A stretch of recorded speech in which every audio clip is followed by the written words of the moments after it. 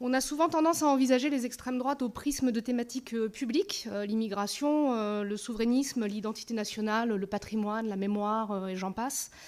Mais ces mouvements ont toujours avancé un projet de sphère privée qui comporte deux fronts, la défense de la famille traditionnelle d'un côté, et de l'autre, la reprivatisation de thématiques jugées exclusivement personnelles, alors qu'évidemment, en réalité, elles engagent tout le corps social. C'est un point de convergence majeur, sous-estimé aussi, entre le néoconservatisme et le néolibéralisme, cette idée que, en réalité, l'État et les corps intermédiaires n'auraient pas de légitimité à intervenir dans la régulation de la sécurité matérielle et affective des individus, que ce serait à la famille, noyau de base de la société, de subvenir à ses besoins fondamentaux. D'où la focalisation de ces mouvements sur des thématiques comme la dislocation de la famille, la fin de l'autorité paternelle ou la féminisation des hommes. Le cœur de la bataille masculiniste, au fond, c'est la sphère privée. Quiconque parcourt la manosphère le voit immédiatement. Sous le vernis viriliste, elle déborde de conseils conjugaux, de stratégies de séduction, de mesures de la valeur amoureuse des individus.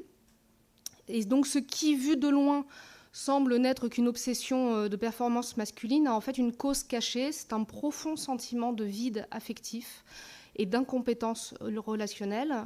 L'amour est perçu comme brutal, compétitif, humiliant, et la famille traditionnelle apparaît alors comme une oasis de sécurité. Les utilisateurs en ligne témoignent de leur sentiment d'être dévalorisés et rejetés, de ne pas être désirables. Ils partagent combien ils ont peur de ne pas trouver chaussures à leurs pieds, de rester sans enfants. Des adolescents, beaucoup s'inquiètent de ne jamais perdre leur virginité. Donc devant la montée de ces mouvements, il faut être ferme dans la défense de nos droits, bien sûr, mais la démocratie est aussi forte quand elle est à l'écoute et il faut entendre ces diverses souffrances. Aussi, et je le dis sans naïveté ni mièvrerie, mais beaucoup de personnes qui se tournent vers ces milieux sont très souvent en manque d'amour et même en manque de romantisme. J'y reviens dans une minute.